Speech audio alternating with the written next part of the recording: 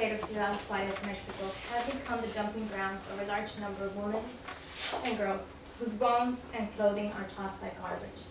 As a Virgin of Guadalupe presence, hovering the sacred place, protecting the spirits of the dead. Today, I will inform you how femicide has become a problem in Ciudad Juarez.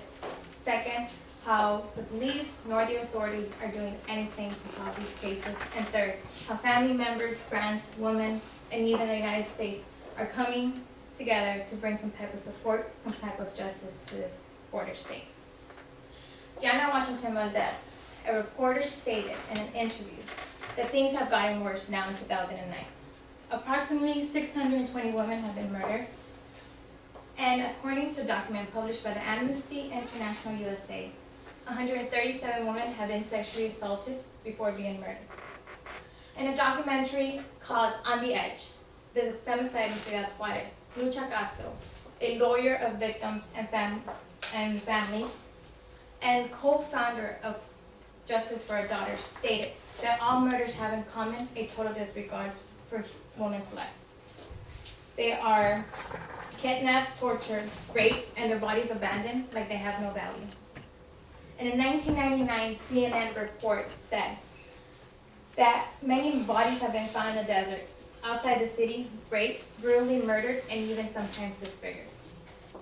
Now that we know that there are many women that become victims of femicide, the family members as well as friends are looking for justice, but they have noticed that neither the police nor the authorities are doing anything to solve these cases. As the women are reported missing, the authorities don't do anything.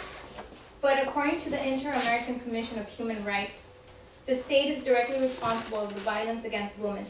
State responsibility may also arise when it fails to apply due diligence to prevent or respond to such violence when perpetrated by the individual. In the documentary mentioned earlier, Ramona Morales, a mother of a victim, when she went to report her daughter to the authorities, they told her that they wouldn't do anything after 72 hours have passed. Why?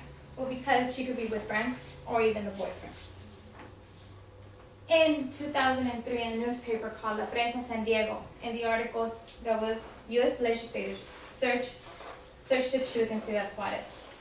Veronica Rivera Martinez, a survival victim, said that she even believes that police are used to transfer and get rid of the bodies.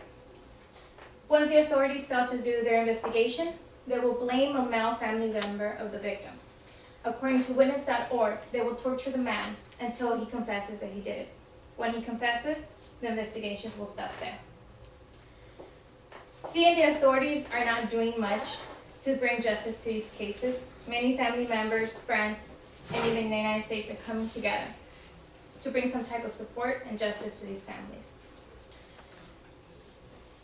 According to Marjorie Addison, in her book, Secrets in the Sand, this young woman of Ciudad Juarez said that there are many organizations that are formed to offer support and justice to the families of the disappeared and murdered women. Some of these organizations are Coalition of Violence Against Women, the Families of the Border, Friends of the Women of Juarez, and Nuestras Hijas de Regreso a Casa, and Justicia para Nuestras Hijas. Not only citizens, what these organizations pretty much do is they'll do marches to bring awareness to people what's going on. They will actually travel into the United States, even Canada, to talk to high school students. They have, when you walk into the border state, it's between, I believe, Texas also, and you'll see a cross, and in this wall, there's nails and name tags of each victim that has come. In the desert, you will see pink crosses to inform you that they found women that have been murdered. So, the Amnesty International US said that the Congresswoman Ila Solis and 5 other representative members introduced a congressional resolution expressing sympathy for the families of the victims and calling on the United States government to take decisive actions in support of those seeking justice. It was Congress meeting, I think, 109, urges the President and Secretary of State to incorporate the investigative and preventive efforts of the government of Mexico in the bilateral U.S.-Mexico agenda. Continue to support the families' efforts to seek justice, to express concerns over the continued harassment of the families and the human rights, as well ongoing efforts to identify unknown victims through independent forensic analysis, including DNA testing, as well as an effort to make the service available to families who have doubts about prior forensic testing.